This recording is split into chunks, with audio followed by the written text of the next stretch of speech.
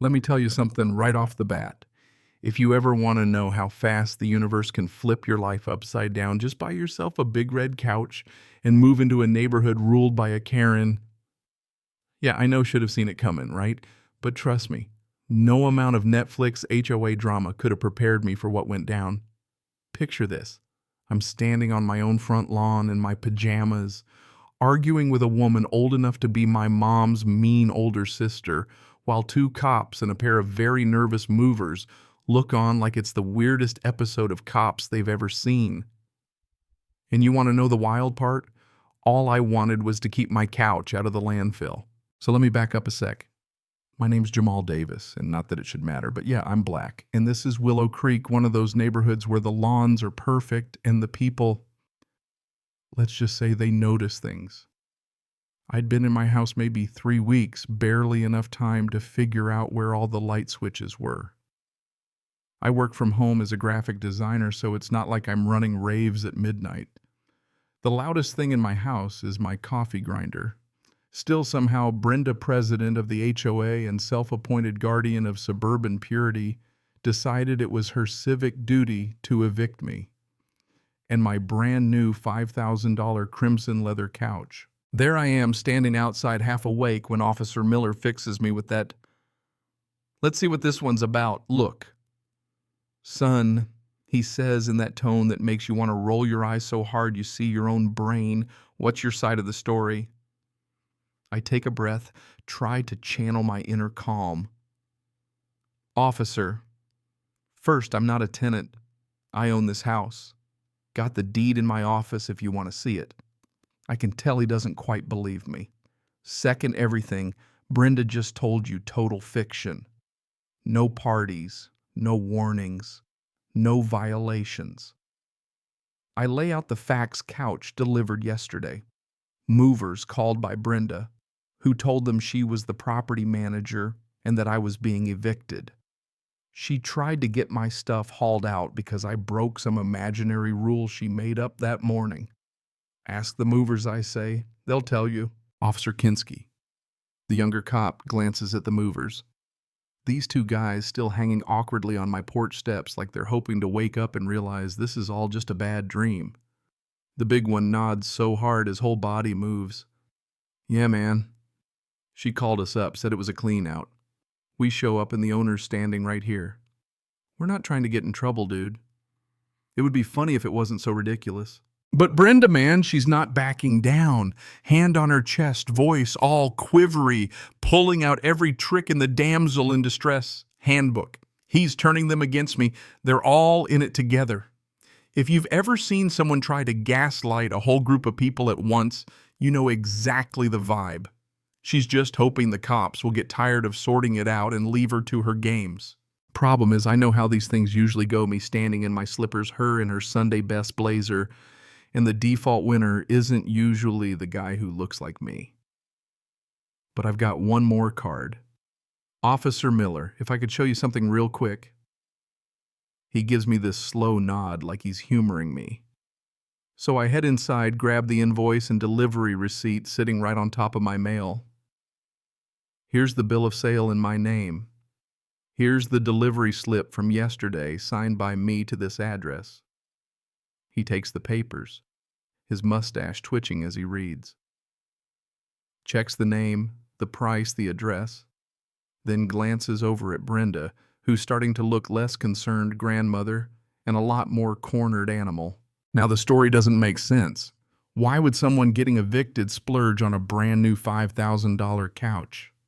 The silence is thick, just the birds chirping and somebody's lawnmower humming in the distance. Finally, Miller folds the papers and looks straight at Brenda, voice all business. "Ma'am, you told us you were the property manager acting on behalf of the homeowner. But Mr. Davis here appears to be the homeowner. Can you explain that Brenda's scrambling trying to invent a new lie on the fly? Well, the paperwork hasn't fully processed. It's a technicality. I'm in charge of this property. Even Kinski's not buying it anymore." So you hired movers to remove property from a home you don't own, belonging to a man who didn't give you permission. Kinski's writing it all down. Brenda's eyes dart between us, venom flashing. She goes nuclear.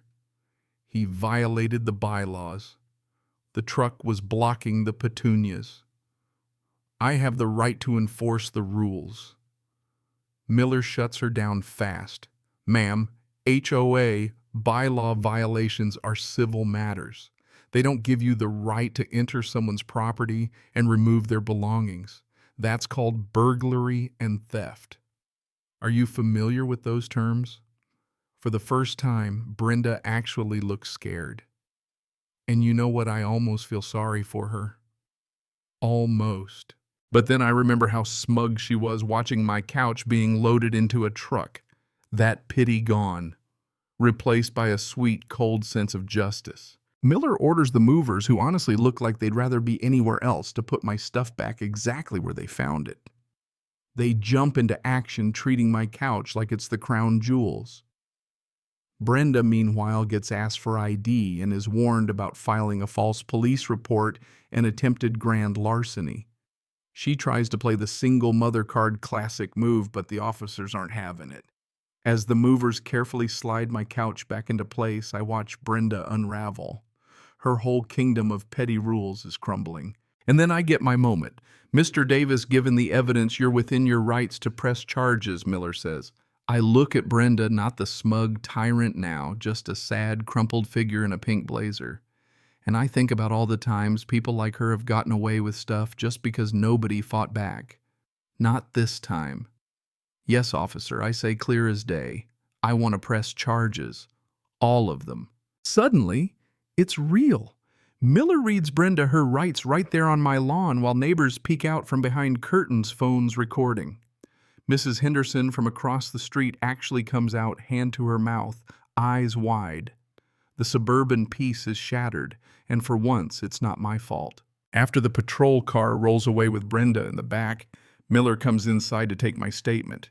He sits in my armchair, notepad on his knee, and I tell him everything. When he's done, he shakes my hand. "You handled yourself well, Mr. Davis. Never seen an HOA dispute get this ugly." "Glad I was home," I say. "Otherwise, a single mom somewhere would have a very nice new couch." He actually cracks a smile. The rest of that day, I'm a bundle of nerves and adrenaline. I set up my sound system, unpack boxes, try to reclaim my space. Mrs. Henderson stops by with cookies and an apology. "If you need anything, let me know." What she did was wrong, plain and simple. Dave, the neighbor who filmed everything, sends a group text, "Post Brenda era," and shares the video. It spreads like wildfire. That's when the twist drops. Turns out Brenda's been using the single mom story for years, even though her kids are grown and live across the country. She's also loaded hidden assets, real estate, the whole 9 yards. Her house is worth a fortune. The woman who tried to steal my couch. Secretly, she's a millionaire. The legal fight is brutal. Her lawyer tries every trick in the book, from painting me as a money-grabbing outsider to digging through my financials. I hire Ben Carter, a quiet guy with shark instincts, and together we build a case. The movers, angry at losing their jobs, agree to testify. Even the neighborhood starts to turn, sharing their own run-ins with Brenda. By the time the trial hits, it's not just about a couch anymore, it's about the whole rotten tree, not just one bad apple. The courtroom feels like a TV drama. The prosecutor, Sanchez, is razor sharp. Thorne, Brenda's lawyer, is pure theater, but the facts aren't on his side. I take the stand, tell my story, and when Thorne tries to rattle me, I stand firm. The clincher, Sanchez, hands me a printout of Brenda's Facebook post, the one where she complains about new people with flashy things and how sometimes you have to take matters into your own hands. I read it aloud. The whole room goes quiet. Her mask slips for good when she shrieks from the stand. People like him can't just do whatever they want. 3 words, people like him, hang in the air like a bad smell. Jury's out less than 2 hours. Guilty on all counts. Civil trial comes next. Ben finds out Brenda's been hiding money. The judge drops the hammer, full damages, legal fees, and a lien on her house. When she can't pay, her beloved home goes up for auction. The whole neighborhood turns out to watch. The best part: a black family moves in. Brenda, standing across the street, looks on as her kingdom changes hands. The neighborhood breathes easier, and the bylaws get rewritten to prevent another Brenda. The money changes my life. I pay off my loans, send my mom on a Caribbean cruise, and finally feel secure for the first time ever. But the biggest change is in me. I'm not afraid to take up space anymore to stand my ground. That red couch. It's not just a couch, it's a symbol. Friends come over and reverently pat it, whispering, "Is this the couch?" Yeah, that's the one. Sometimes late at night, I get an alert from my security camera and spot Brenda. Just a ghost now staring at my house. I close the app, lean back on my beautiful red couch, and take a deep breath. Willow Creek is peaceful. I'm home. All because one Karen picked the wrong guy to mess with. So let's hear it. What would you have done? Ever had a Brenda in your life? Drop your story in the comments. Let's talk about justice, right, wrong, and what it takes to finally stand up for yourself.